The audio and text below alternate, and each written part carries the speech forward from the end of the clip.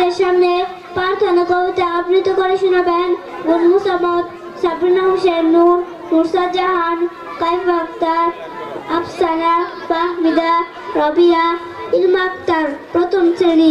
তাদেরকে মঞ্চে আসা অনুরোধ করছি।